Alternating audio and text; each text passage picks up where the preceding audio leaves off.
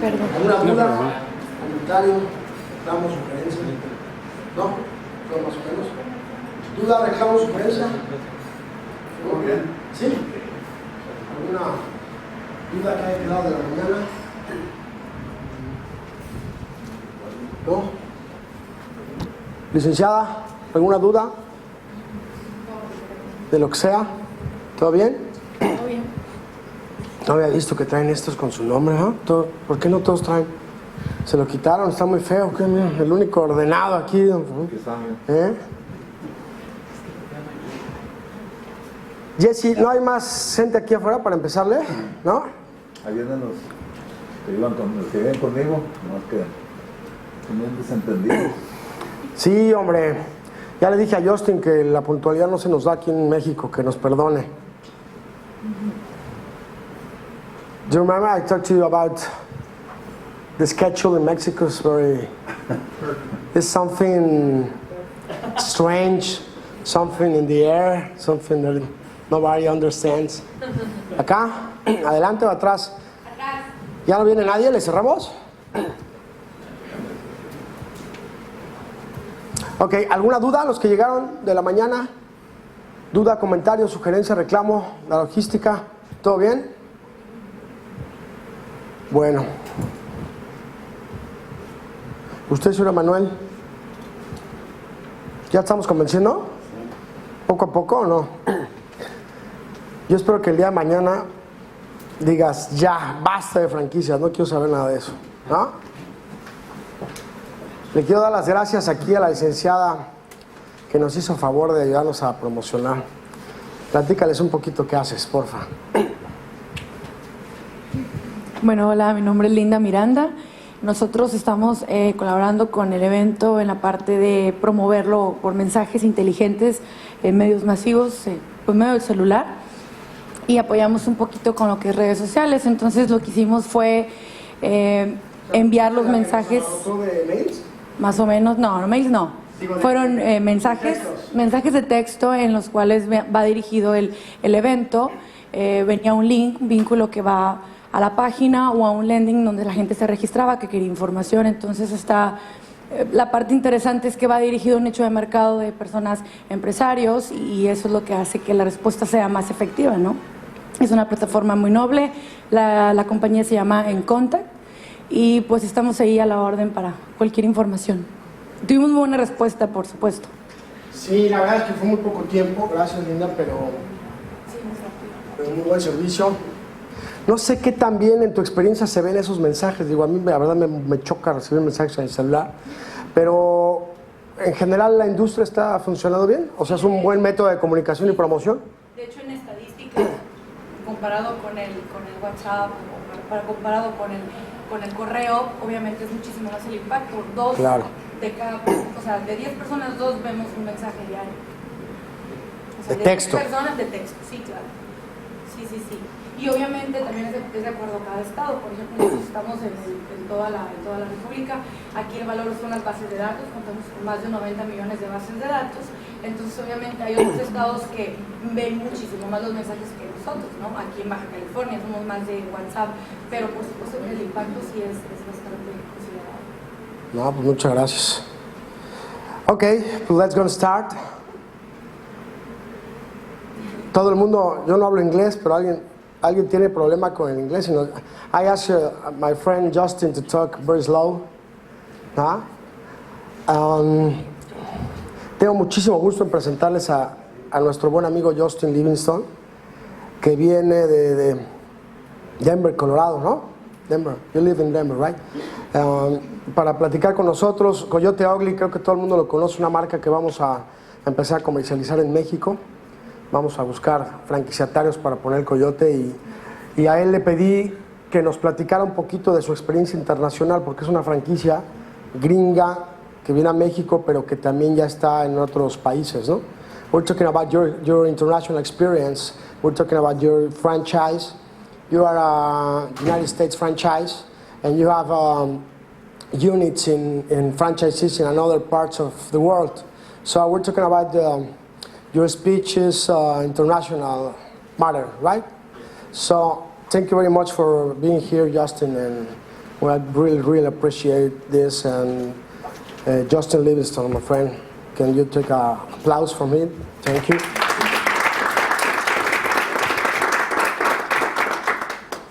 Okay, thank you very much, and I will speak slowly, and if it's too quickly, please flag me down. So thank you so much for having me. Thanks for the invitation. We're going to talk today about international franchising, and we're going to talk a lot about Coyote Ugly. As Jorge said, my name is Justin Livingston.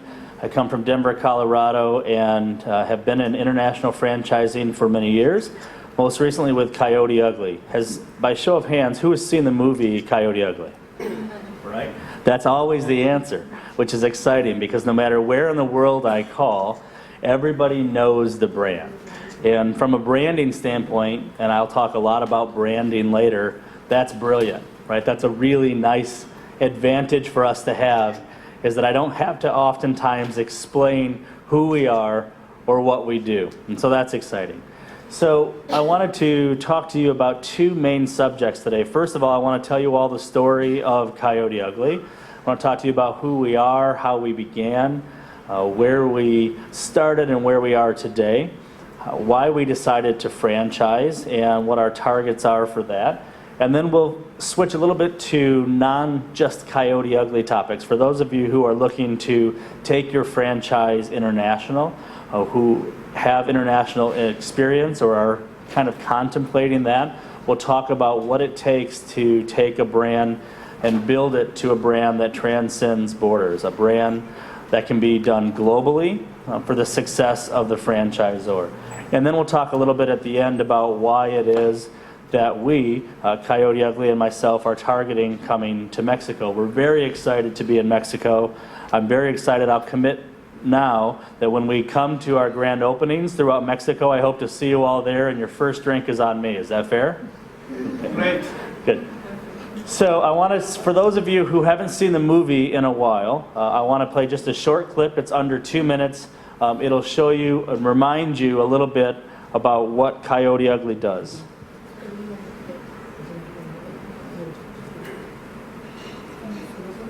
How's everybody doing?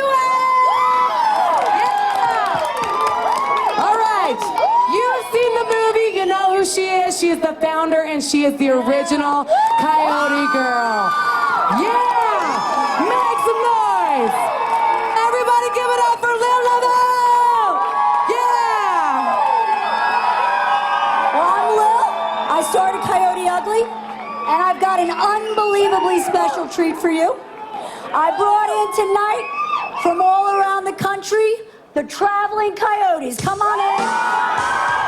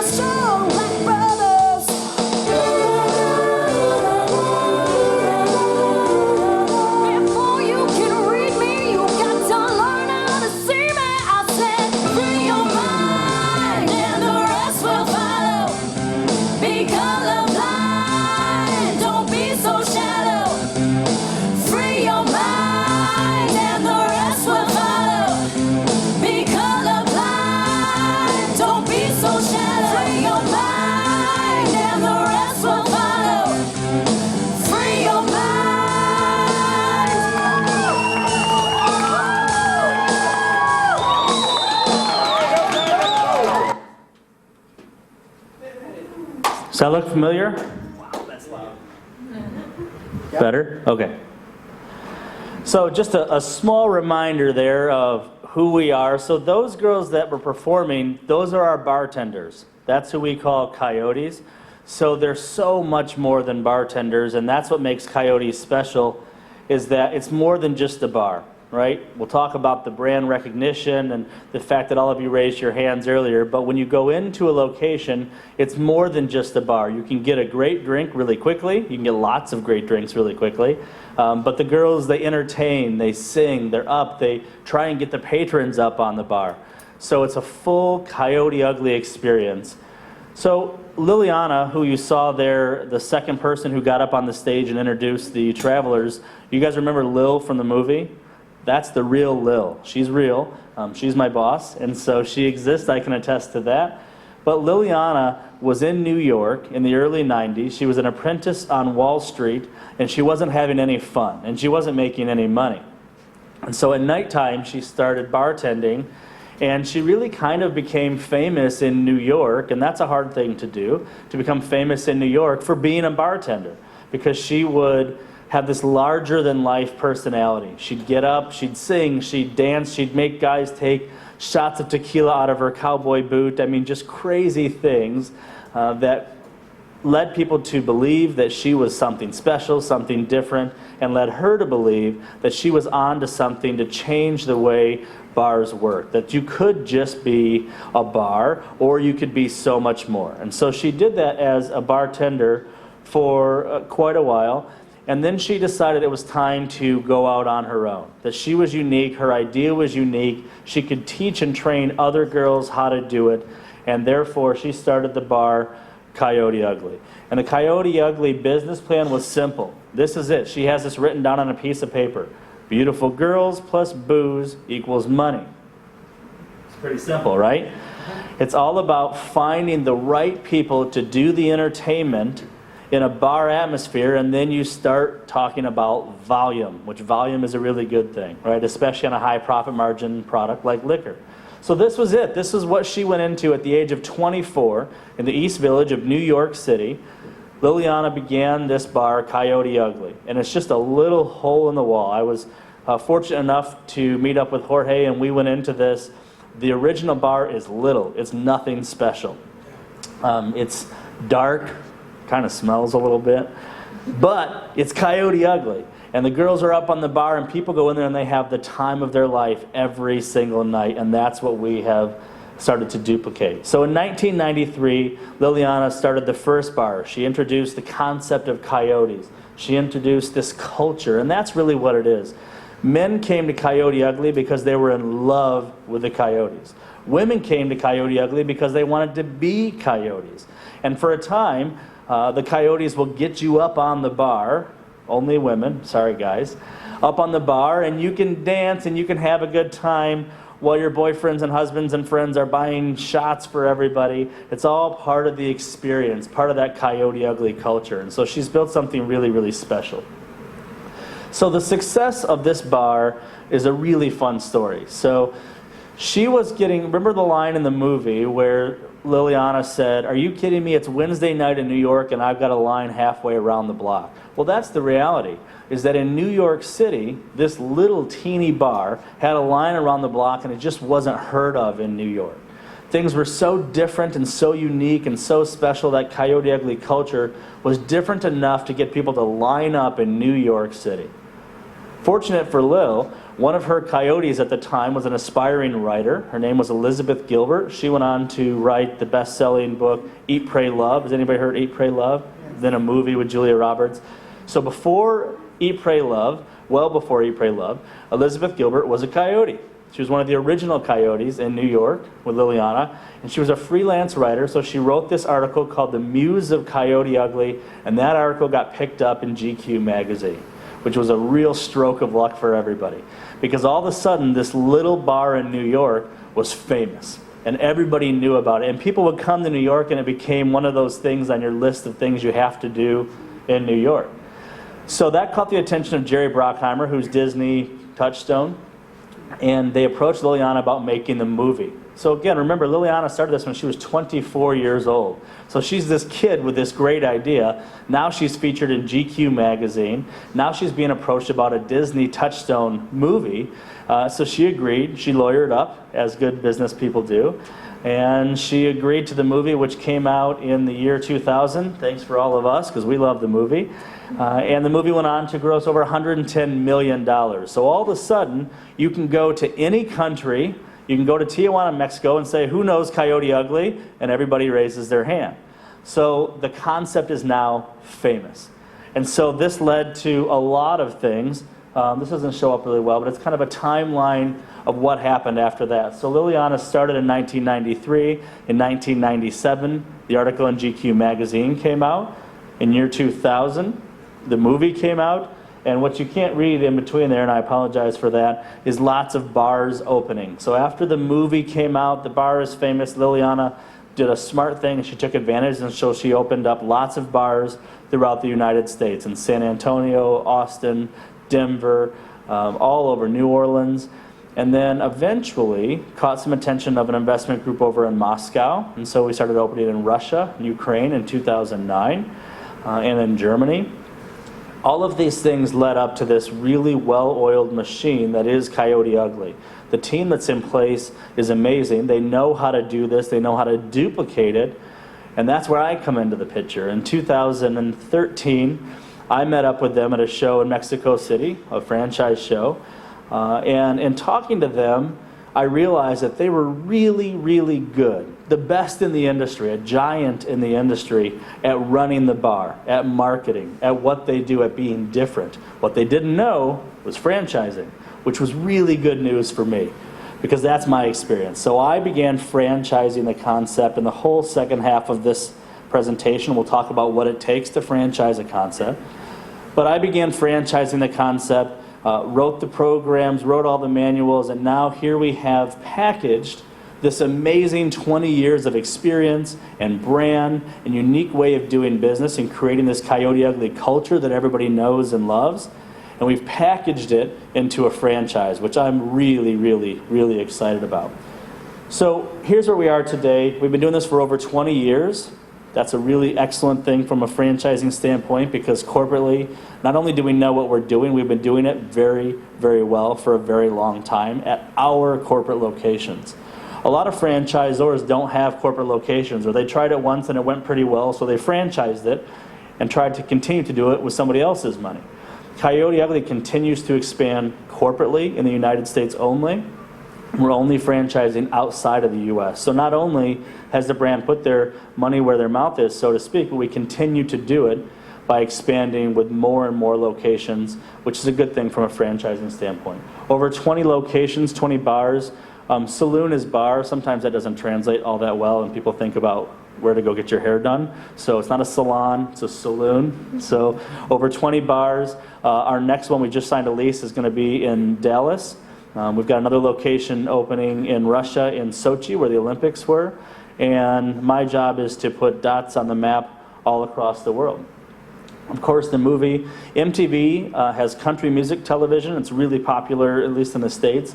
And they did a reality series for 3 seasons about finding and auditioning to be a coyote. It was the most successful reality series they've ever seen on either one of their network channels, MTV or CMT. And so that was another thing that brought the brand back into the limelight. We hit our 15-year anniversary for the movie, which is good and bad. It's good because we've been around a long time. It's bad because people go, oh yeah, I remember that movie, because it was 15 years ago. So the 15-year anniversary brought the brand back. There's lots of where are they now kind of things that are happening with all of the actors and actresses. There's a big demand out there for a sequel or a redo of the movie. And the reality series, we're in talks to bring that reality series back, which Liliana was featured on, trying to introduce and entertain. It was really funny about how to be a coyote, because again, it's more than just being a bartender.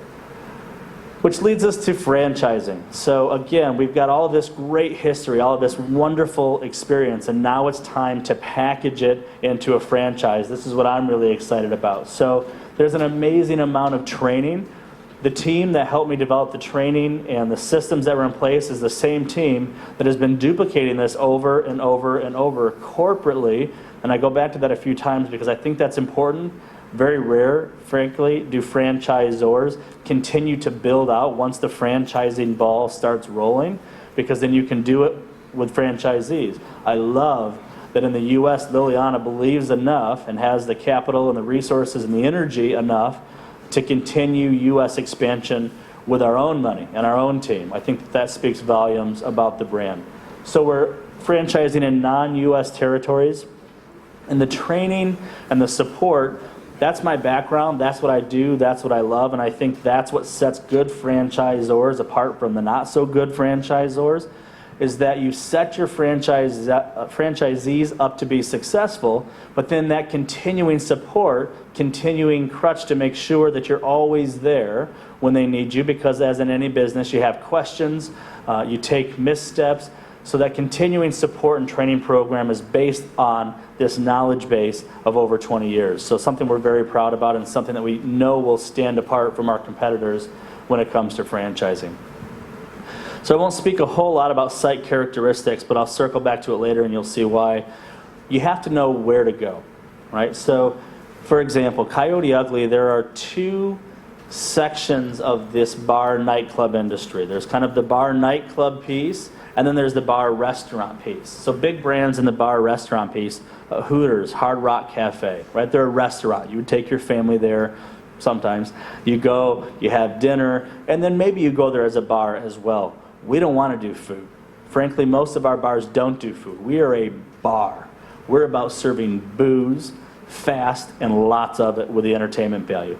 Now, in some countries, in fact, in some states in the U.S., you have to do some kind of food because the laws say X percentage has to be made up of food if you're serving booze, right? They want people to be able to eat while they drink, and that's fine. So we can do food. We've tried it different ways, so we're open to that, but our core business is alcohol. It's not food. So we fall into that bar nightclub industry, which is an important distinction, especially in countries that have classifications of licenses. It's about entertainment. It's definitely an American concept. It's that country rock and roll feel. And that's one of the things that sets us apart. People always ask about, well, how much will you have flexibility for me to customize it to our culture? The answer is some, because you have to customize concepts to cultures, be it in product mix or the way you do business or the music. But to be clear, our brand is our brand for a reason.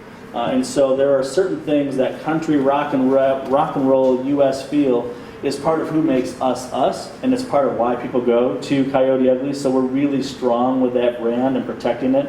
You're going to hear me talk about brand protection about, 100 times in the next hour or so. That's where I hang my hat. Brand protection is really, really important to us.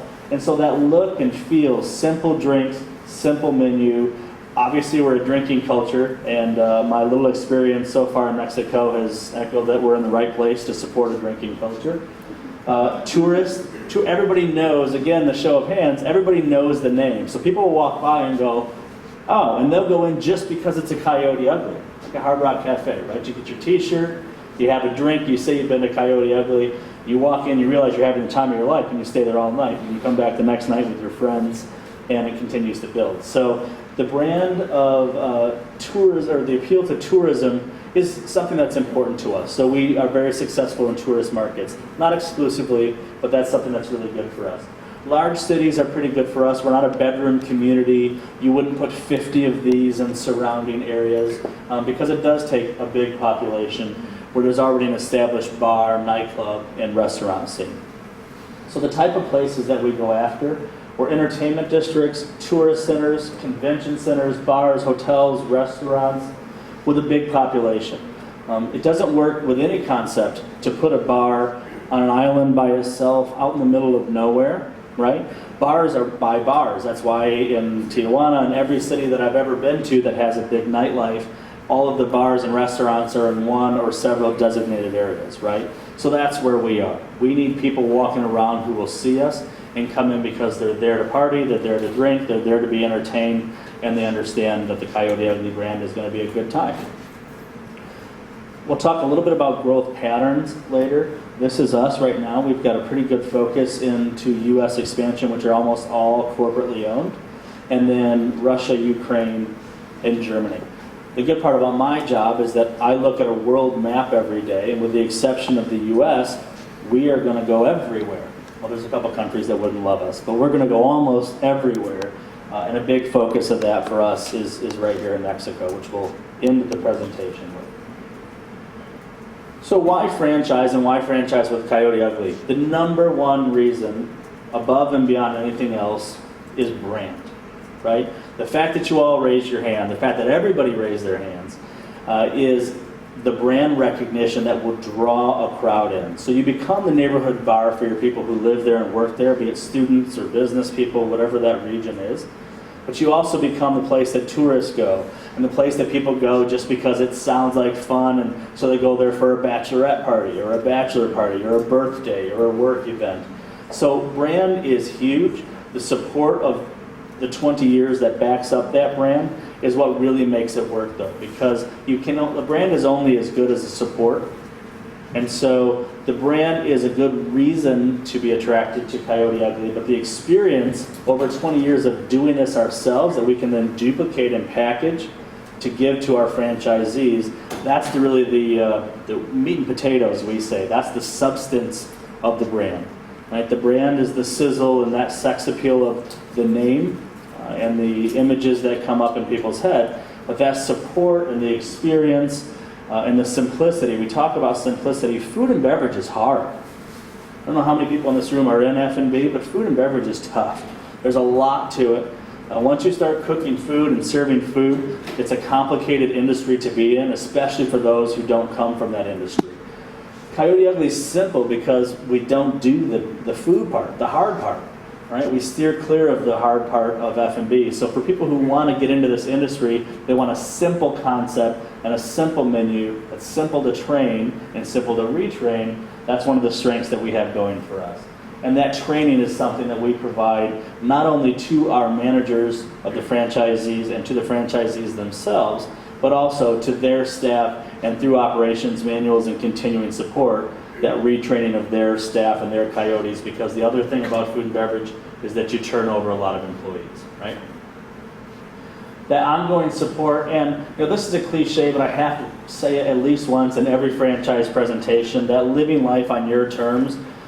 In the U.S., people always say, be in business for yourself, not by yourself. And it's like the industry adage for franchising. And frankly, I hate the saying, but it's true. You're a business owner in this. You have to be a business owner of one of the most famous bars in the world, but you're not by yourself. You have support that you can call every day if you have questions. Have you guys ever experienced this problem? And we probably have, because we've been there and done that for a long time. So that support structure, again, is one of the things that's really going to differentiate Coyote Ugly. I'm a firm believer in every concept, and not all concepts buy into this, and I think it's a mistake. We are only as successful as our franchisees. So that makes finding the right partner critical to the success of the business. So many franchisors chase big money investors for the sake of having big money, or finding franchisees for the wrong reasons. It's one of the biggest mistakes in franchising. Coyote Ugly will never make that mistake. We're finding ideal candidates, people who we can set up to be successful. Because if you're successful as a franchisee, then we're successful as a franchisor. And so that's really, really critical for us.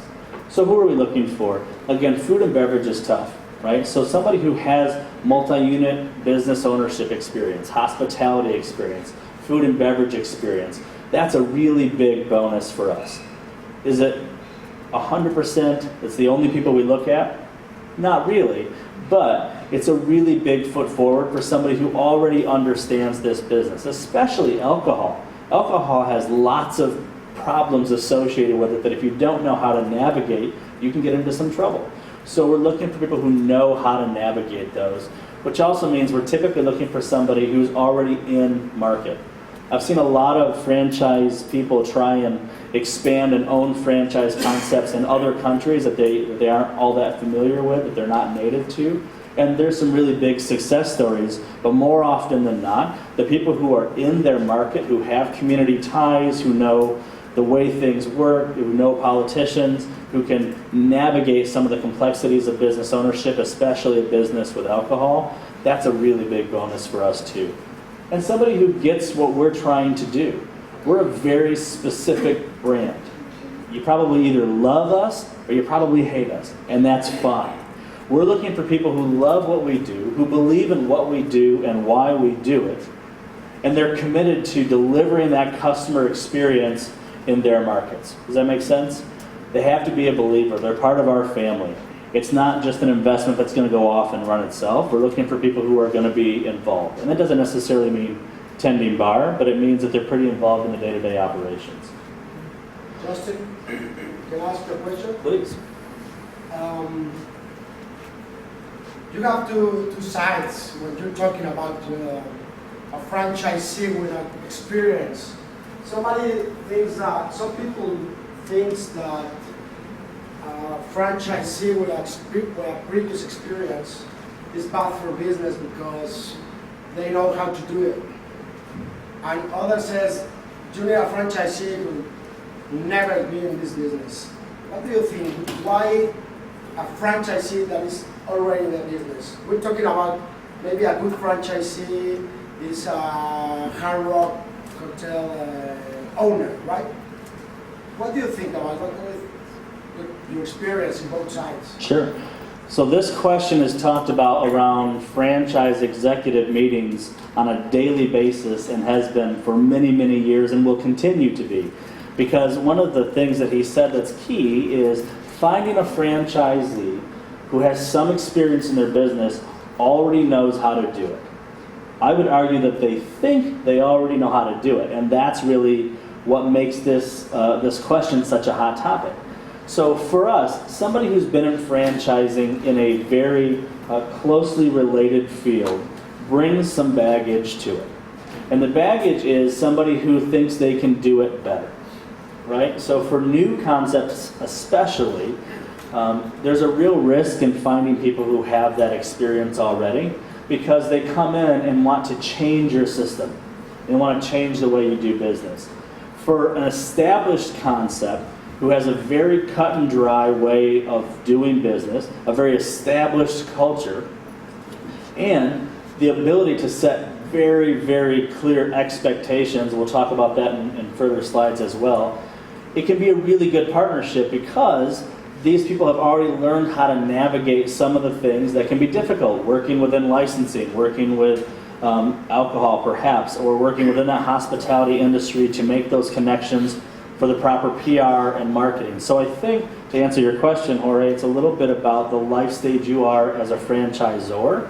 New franchisors can get into a lot of trouble with people who know what they're doing, right? And sometimes those people who have that experience, they aren't good franchisees and perhaps are not attracted to franchising because they can create concepts themselves and they know how to duplicate that concept. But for us, for a brand our size, for a brand with our confidence and ability to clearly identify who we're looking for, what those processes are, and we'll even talk a little bit later about the penalties for not following the process, that allows us to seek these people that have this experience so that we can excel their path to success by setting them into the next system. Because most successful franchisees at any scale will tell you, if they bought into a good concept, that the way to success is following a proven system. That's why you buy a franchise, right? So as long as you have a proven system and a guy who can follow a proven system, it's a really good recipe for success. Does that answer your question? So the investment varies depending on where you're at, because the biggest part of your investment is building out the bar. So there are expensive markets and there are inexpensive markets. My apologies for keeping these in US dollars, but we have two agreements. We're not necessarily looking for a master franchisee, and this is a choice that we made. Some people will come down and say, I want somebody who owns all of Mexico. That's fine. That's not a decision that I agree with. So what we're looking for is somebody who wants to build out units. And there are territories associated with the units, and units can be really large depending on the investor. What we're looking for, though, is somebody who's going to open, we've got two programs, a single unit or multi-units, which gives the rights to do up to 3, and absolutely we can exceed beyond 3. And they're going to focus in on building out those units. So 60,000 US is a single rights, and $120,000 is the rights to do up to 3 units. That's a small piece of the total investment. Total investment, depending on the market, ranges anywhere from $500,000, again US, up to $1 million, depending on how expensive the market is to build out. Having built out a lot of locations in the US, and with a different company built out locations in Mexico, the good news is you're probably not going to be at the $1 million mark of your first location. That's one of the big advantages of being here, is that you get a lot of bang for your buck, so to speak, in building out locations. Coyote Uglies are not complicated to build out, but they're fairly large and they're in ideal areas that can sometimes be fairly expensive to build out. So the range, again, anywhere from $500,000 to $1 million to give you the rights even for multiple units and your first unit up and running. And that includes all the support and training and those kinds of things. Any other questions? I'm going to shift gears here. So before I do, any other questions about Coyote Uglies specifically before we shift into international franchising? What else besides training does Coyote Ugly gives to or sells out? Yeah, perfect. Good question. So what's included, right? And the answer is a very, very long list, but the reality is it's everything from A to Z to get your business up and running. So training of, let me back up. First of all, there's a pretty long process that we go through to make sure that it's a good fit, right? We're looking again for the ideal candidate. We're not just collecting paychecks and taking people's money. So we go through a mutual investigation. It's kind of like dating before you get married, right? So we're going to go through this dating period where we're going to learn a lot about each other, the good and the bad. And if then we decide this is a good fit, then we can walk down the aisle. And as franchisees, you get marketing with a brand like this, and I'll show you some examples in a minute. All of the marketing package as far as the graphics, working with you to localize the marketing, and that goes to merchandising, t-shirts and hats and things, all the way to billboards and wrapping buses and those kinds of things. So a lot of marketing help both before you're opening and after you're open. We train you, we train your managers, we train on the dances. Part of what the girls did, you see there while they were singing, was a choreographed dance. This is not just about girls jumping up on the bar and doing whatever they want. There's some of that, No. but there's a little bit of that. But there's a lot of choreographed dances. So from the movie, if you remember the song "Devil Went Down to Georgia" by Charlie Daniels, that was one of the signature, and still is in our bars, one of the signature dances. There's only one way to do that dance at Coyote Ugly, and that's an important piece. So training includes everything from ordering an inventory to how to do the dances and everything in between. Ongoing support as a franchisee, it just continues to get better and better. We bring our franchisees and their managers to the U.S. to train, probably San Antonio, and they'll train at the bar for a couple of weeks so that they understand how to manage a bar, and the owners are part of that as well. Then we bring our entire team, Liliana, the founder, myself, our operations guy, our marketing guy, our trainers, the choreographer. We all come down to the site as well for different amounts of time to work through here on the ground locally your grand opening, the training of your staff, making sure that you have everything that you need for opening. We're here for your grand opening, and then our operations guys stay on for a couple of weeks afterwards. So there's a lot of hand-holding to get you up and running, and then there's unlimited support after you're up and running as we put